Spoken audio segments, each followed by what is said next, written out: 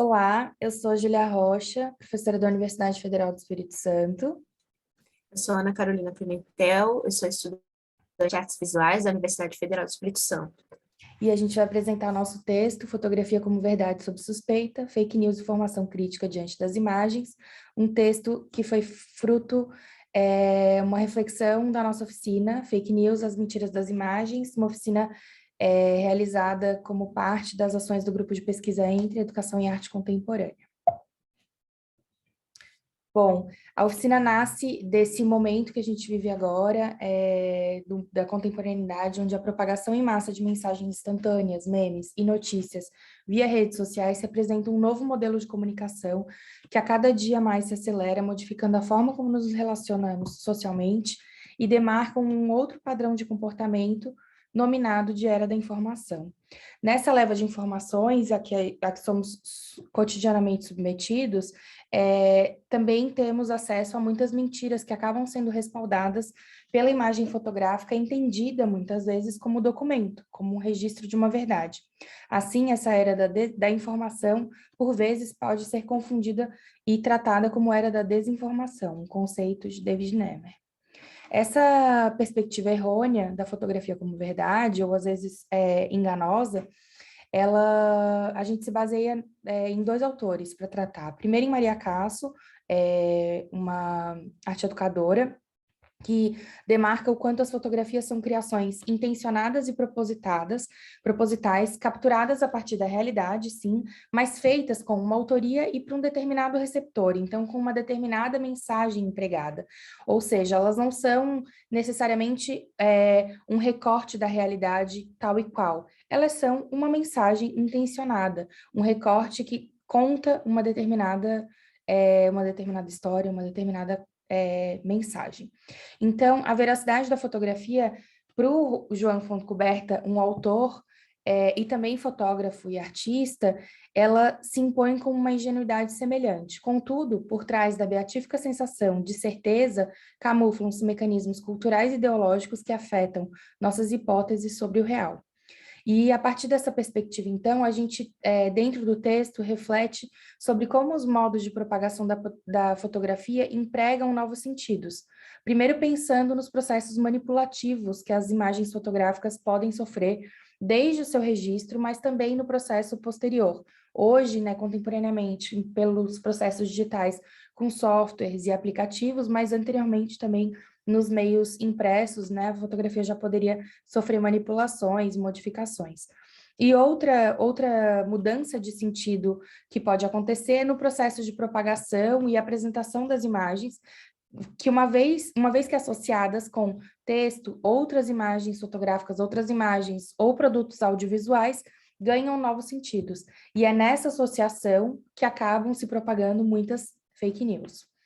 Bom, o termo fake news tem sido comumente, né? A gente ouve muito falando na mídia, nas mídias sociais, nos nossos círculos de convivência, e ele pode ser erroneamente compreendido como uma notícia completamente falsa.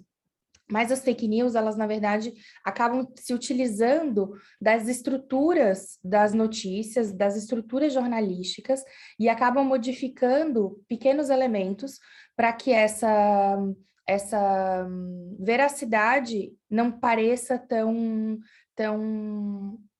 questionável. Então, esses elementos falsos, eles utilizam dos subterfúgios que pareçam com o real. E a fotografia é muito utilizada como esse recurso, né? A gente olha uma fotografia e parece, então, que aquela fotografia, como documento, consegue respaldar aquela notícia. E nisso a gente pode acreditar que a Pablo Vittar vai estar numa nota de R$ 50, que existe uma tartaruga gigante, ou que possam, sei lá, existe uma madeira de piroca, né? Porque eu vi uma fotografia de que aquilo vai acontecer. Então, a fotografia instaura um novo regime do olhar, em que ela não é mais compreendida como um recorte da realidade, mas como a realidade em si. E foi utilizando disso, então, que a gente pensou na nossa oficina Jogo. Microfone. Essa oficina-jogo, ela foi pensada, né, a partir de todo esse contexto que a Júlia introduziu da nossa era da informação e da desinformação, e foi realizada por estudantes de ensino superior, pesquisadores e artistas e professores. Foi executada de forma remota, e idealizada por mim e pela Júlia. E aí, foi partindo também da reflexão de que 62% dos brasileiros não sabem reconhecer uma notícia falsa, e a gente queria discutir o potencial formador das imagens, né, considerando sua propagação e seu efeito na construção de repertório. E a proliferação das discussões em torno do campo magético e das problemáticas sociais, políticas, culturais e econômicas reforça a relevância, né, de tratar essa questão das imagens como parte do conteúdo dentro do ensino da arte. E a gente pensou também na pergunta de quantos sentidos podem haver em uma imagem, qual o seu potencial de ser um condutor e catalisador dessas fake news. E a gente propôs a jogabilidade da oficina dessa forma, né, que foi selecionar, organizar e tirar fotografias documentais de contexto. A gente selecionou fotografias e a gente separou os estudantes, os participantes entre manipuladores e leitores, e os manipuladores deveriam criar uma manchete em cima apenas da visualização dessa fotografia. Eles deveriam utilizar de recursos, né, jornalísticos como local, data, período e palavras mais rebuscadas mesmo, pensando, mesmo que fosse absurdo, em fazer essa fotografia parecer uma notícia verdadeira. E o objetivo dos manipuladores era enganar os leitores. Os leitores deveriam tentar, dentro das manchetes selecionadas, descobrir qual que era a manchete verdadeira.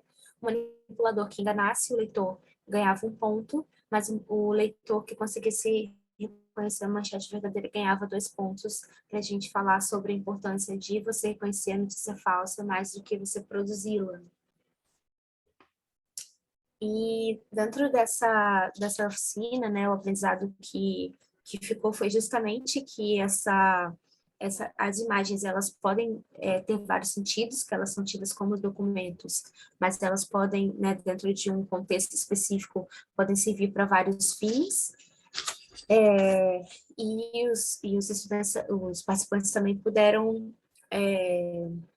experienciar, né, esse processo de criação de uma notícia, estando dos dois lados, tanto como produtores quanto consumidores dessas informações.